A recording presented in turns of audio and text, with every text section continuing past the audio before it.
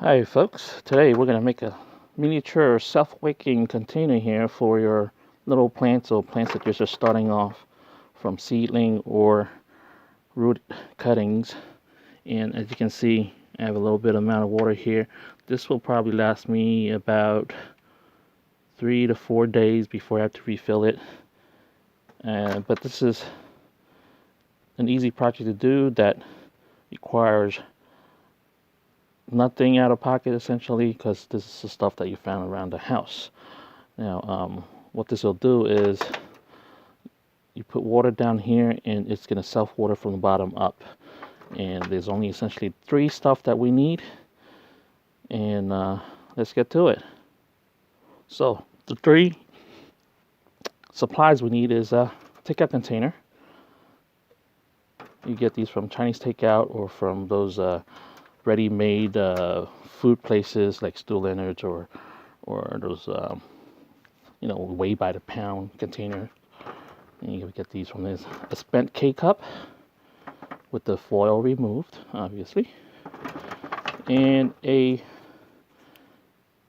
lid from a fast food soda fountain drink. Now, as you can see, I have the lid cut in the middle to fit right on top of the K-cup, like that. Now, I leave a little bit of the lip over here that's not flush to the lid, so that it can keep the K-cup in place while it's in there. And then what we're going to have is this container here. We're going to drill a couple of holes in here. They will be for the overflow. I have one done right here to show everybody. All right.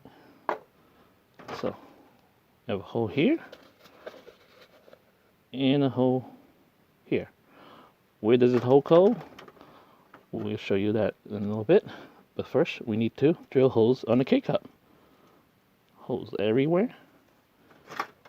Now, assemble it. The K-cup down in the container. Then the lid's on top. See, look how nice that fit. Look, does it move? Nope. And where does the hole go? There's the hole. A little below the lid. And the hole for this one as well. A little below the lid. This is to help with the water from getting too full, and it'll overflow through that. After that's done, we're essentially done. What I used to do with these holes is I burn a little needle and a little pick and burn it through, because my first time doing it, drilling a hole through it, it cracked the container, and I lost one container that way. So, and once you do that, you just fill it with soil and put your plant in. I'll show you how it looks after it's done. And this is the final product. Look at that. I didn't fill it all the way yet because I don't have anything to put in it as of right now, but this is ready to go. You could actually use 2 containers, but the container has to be different sizes, so it doesn't go all the way down. If it's the same size, then it doesn't go all the way down. You're not going to find the proper fit. You can also play around with the lid. This container was a little bit narrower. I have many that are a little bit just slightly wider, and these small size lids just didn't fit right, didn't fit perfect. So you might want to try a different lid, a medium sized lid or a larger lid. Just go try it out. And the K-cup I found to fit perfect for this lid versus, let's say, these little yogurt containers that I got.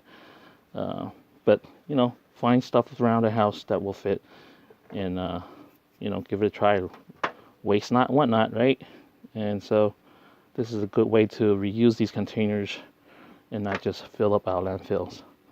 All right, if you like this video, give me a thumbs up, and see you next time on my next project.